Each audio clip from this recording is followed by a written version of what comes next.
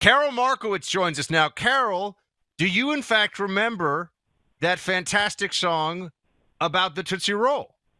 I do not. I don't. I want to. I'm like trying to rack my brain and think about it. I saw the dance. None of this is familiar to me at all.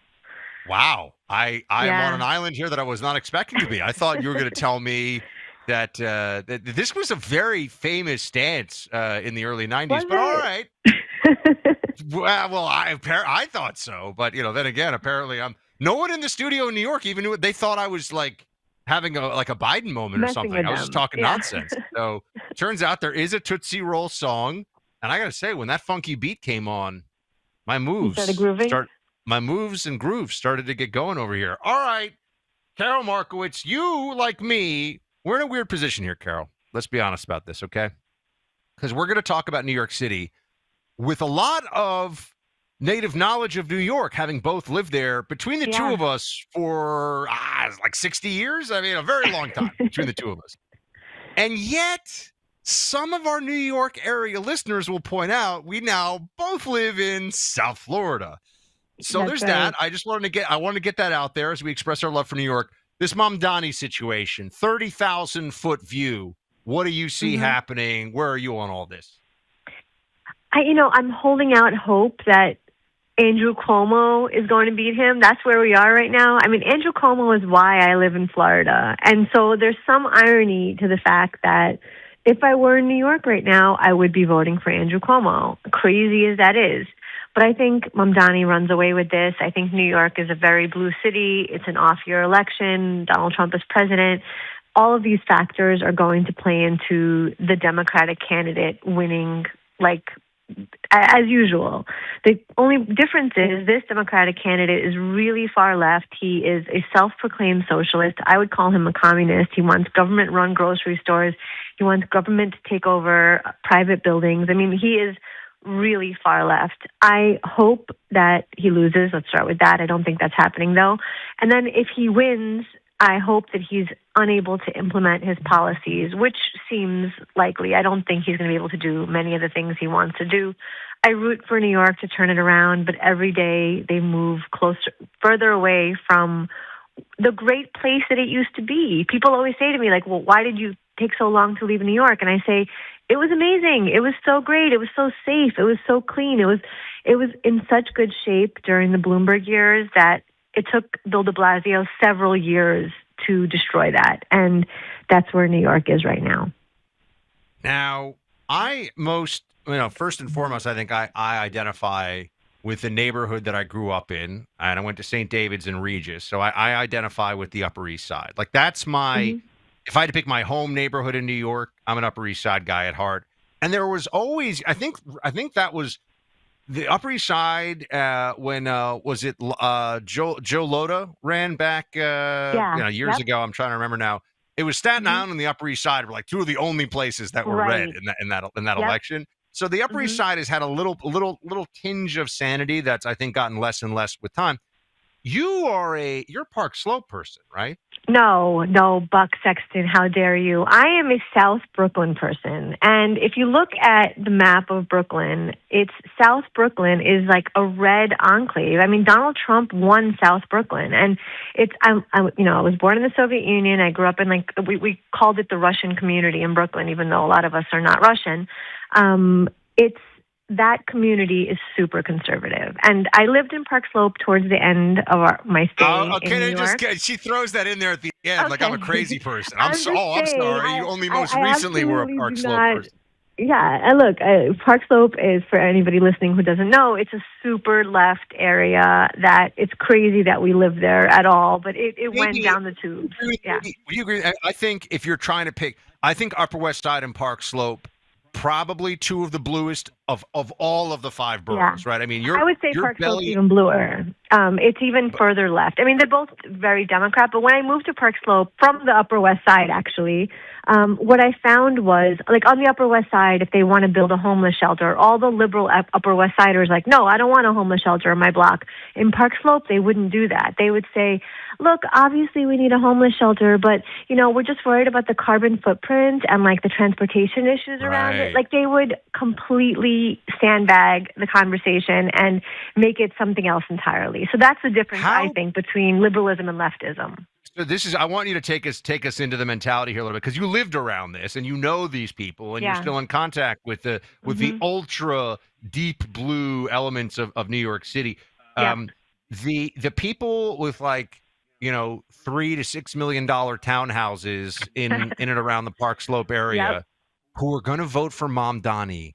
What the heck is wrong with them? Like, explain to me what they are thinking.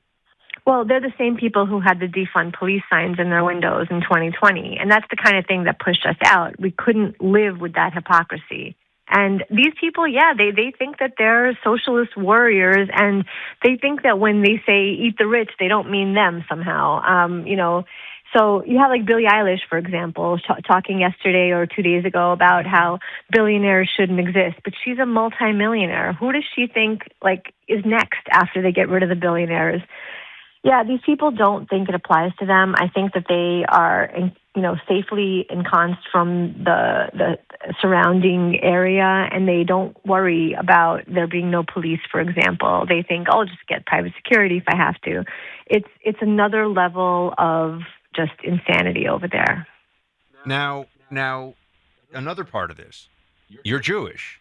There are, and we have all these South Florida Jewish friends in common who are all very sane, sound thinkers about all these things. And then I have to sometimes think back to when I lived in New York, and there were some right-wing Jews who I agreed with on all things political. And then you have the far left Jewish contingent, and they're going to be voting for Mamdani in substantial numbers. All the polling shows you're going to have people who are Jewish, who are self-described Jews in New York, voting for a guy who says, when the NYPD has its boot on your neck, the IDF is lacing up the shoes? Like, this is crazy.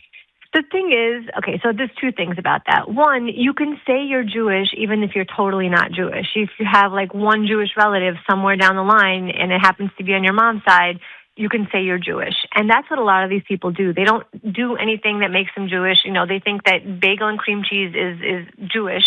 So these people are A, not Jewish, but B, every poll that I've seen in the last 2 weeks has had the number at around 18 to 20%, which, listen, let me not, kid myself here. 1 out of every 5 Jews in New York City voting for Mamdani is still high.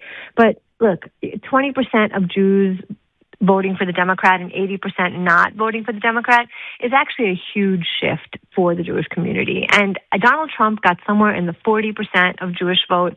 That has never happened before. I hope that number continues to climb. I hope my neighborhood, not my neighborhood, but my people continue to wake up, because Russian Jews have been conservatives all along. It's, the American Jews who have been here for 100 plus years, who never had any strife, who don't know what the world is like. Those are the people who are on the left. And they're breeding themselves out, and the ones that aren't are coming over to the right.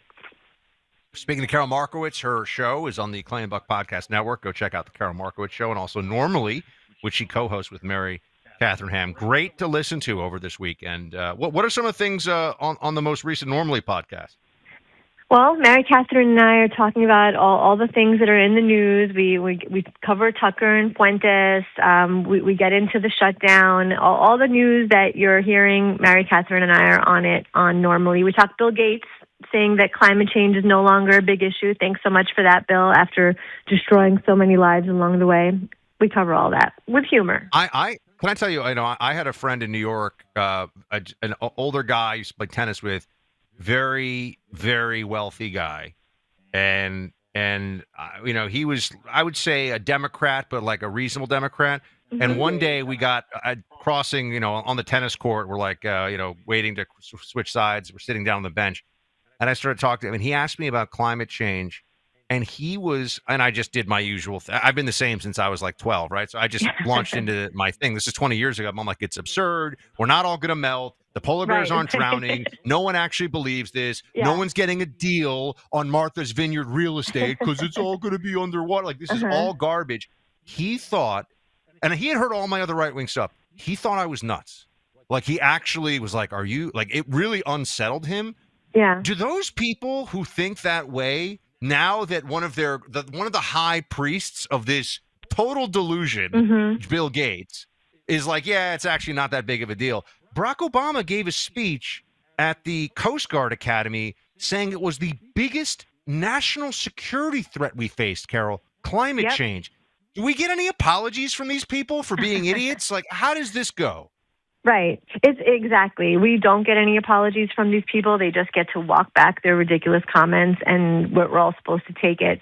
I mean, Bill Gates is saying what I think even, everybody's been saying for the last decade plus, even people from the liberal side. I think of Konstantin Kisin, for example. He made this point that, stopping poverty is the most important thing, not climate change. And if you're somebody who lives somewhere without indoor plumbing and your kids, need to eat, you're not going to care about climate change. And he said, he made this point. And that's what Bill Gates ended up saying, 3 days ago. It's like, wake up. This is not new. It's crazy. And I had the same experience in New York. Like, people who thought I was reasonable whenever we get into climate change, I would say to them, well, who's your favorite climate scientist? And of course, they would have no idea because they don't actually study the climate science. They just say, they find whatever the New York Times says about it and repeat it. The preferred slogan. It was funny to me because it was one of the big differences for me was on other things. Like, if I was talking to somebody about guns, I understand, like, guns matter to me, like firearms, the Second Amendment, and for them it's terrifying. But at least we're having a discussion about something that's worth discussing. Like, I want to explain to them why the right to bear arms is so important, and they think that it's going to make all the mean bad crime go away if the scary AR guns, which no one actually really uses to kill anybody 99% of the time, it's pistols. On climate change, I'm like, I don't even know what we're talking about here. It's just that I don't care at all. Like, there's no discussion to be had. And yet for years, they're going to totally rewrite the history on this. For years, it's one of the areas, I think, where libs would go the most insane on you at a cocktail party. Yeah. Yeah, that's right. And, one of my points about it was always like, if I'm Bill Gates and I really believe in climate change, I couldn't possibly keep using my private plane. But he does. So then that means he does not believe it. There's no reason in the whole world. It doesn't matter how many people talk to you on the commercial flight. If you really believe you're flying on a private plane causes climate change, then you wouldn't do it. And it's the same thing with like Leonardo DiCaprio, Al Gore. All of these people just seem like they don't believe what they're actually saying. Yeah, total frauds. What are your kids for Halloween, Karol? The youngest one is going to be a 1920s gangster with me and my husband. He thought he was going to be a 1990s gangster, and he started using the West Side gang sign. Yeah, we had to tell him that wasn't that kind of gangster. Middle son is going to be some kind of like, I don't even know, camouflage guy. And the 15-year-old girl, she's too cool. I don't know what she's going to be, if she's going to be anything. Okay. Yeah. Well, the kids, they stop doing what you want after a certain time. So get all the dressing up in now. Oh, we have my dog dressed up as a Miami Heat jersey. That's as festive as we get over here. Ginger has a Miami Heat jersey. That's about all. Love it. So, yeah, good times. Karol Markowicz, everybody. Dressing up? Who? Speed? No, we're not. No. He's Speed doesn't roll like that. You know what I mean? He's a distinguished fellow already. Check out the Karol Markowicz show this weekend. Karol, give Shia a hug from me, and we'll talk to you soon. Talk to you soon. Bye. When you finally decide to switch your cell phone service to my carrier, Pure Talk, you're going to immediately notice three things. The quality is every bit as good. Pure Talk is on the same nationwide 5G system as one of the big three carriers. Same towers, same network, same quality. You'll have much improved customer service from an all U.S.-based customer service team working here in the U.S. You'll have $50 or more left in your pocket every month because Pure Talk is less expensive than any other carrier. That's because they don't have retail stores to pay for, among other expenses.